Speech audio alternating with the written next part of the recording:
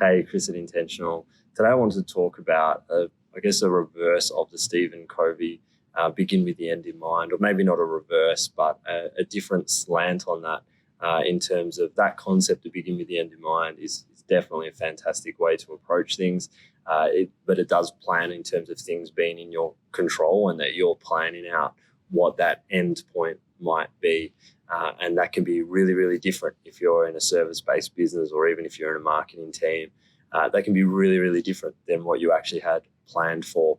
And so in those situations or occasions where the end in mind, the end in mind that you had may not actually be what you envisioned the end in mind you had at the start may not actually be the end in reality that takes place. And for us at Intentional, we've had a year of some endings. I think as you've been walking through the videos and topics with me, we've been sharing a lot about how our evolution of an agency, a lot of growth in what we've been doing.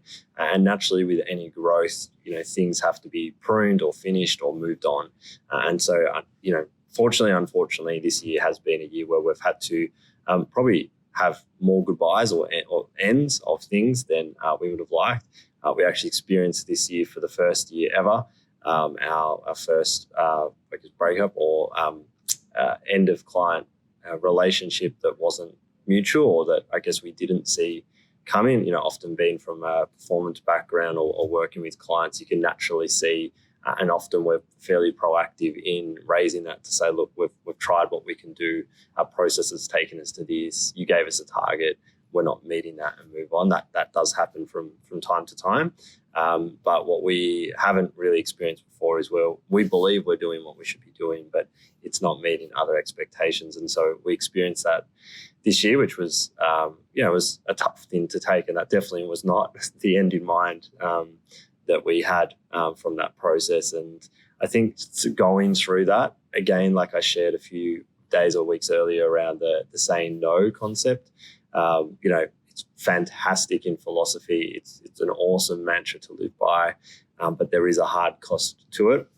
So is what I want to talk about today. And that whole idea of ending the way that you want to start. So rather than beginning with the end in mind, how do you end the way that you like to start? So obviously in a service-based business, working with marketing teams, it's often lots of smiles. We're all best pals. There's coffees being bought. There's lunches shouted. And things are going really, really well at the start. So how do you take that same spirit?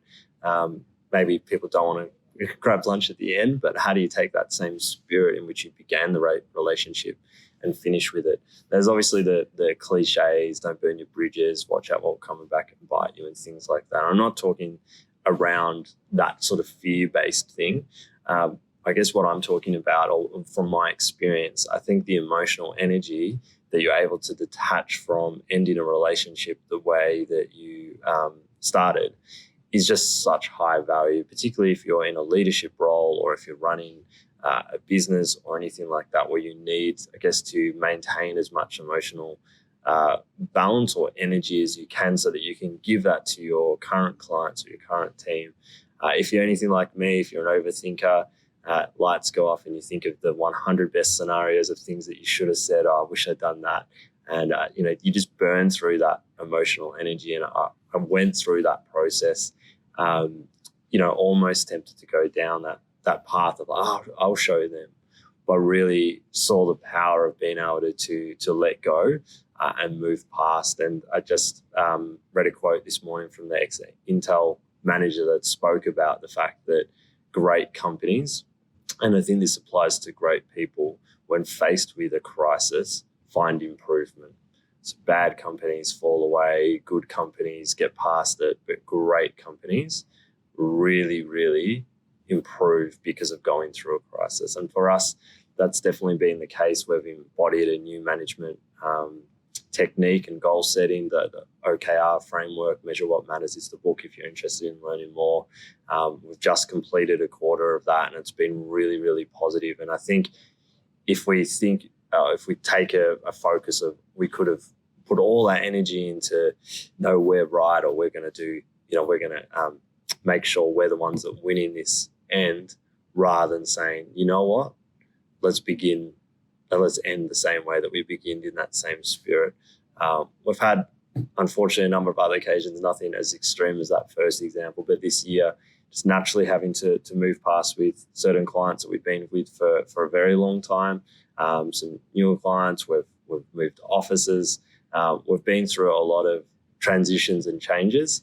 And I think I can highly recommend, in terms of, if you can take on board that same spirit and remember, great, this is how we started it, then end that way. And I think, look, it's a side topic, but it's another obviously big warning that everyone shares, and I can only echo it. If the way it's starting is not good, then it's not going to end well. It's going to be way worse. And so don't take on board those relationships. Don't hire that agency. Don't work with that client if the starting is tense and not working out and you're not liking the whole conversation. But yeah, if you can avoid expending emotional energy, I think there's just such a huge value in ending that relationship the way that you started it. And who knows, in the end, it might have a benefit for you financially, relationship wise, but ultimately, I think just saving yourself that energy is a huge value.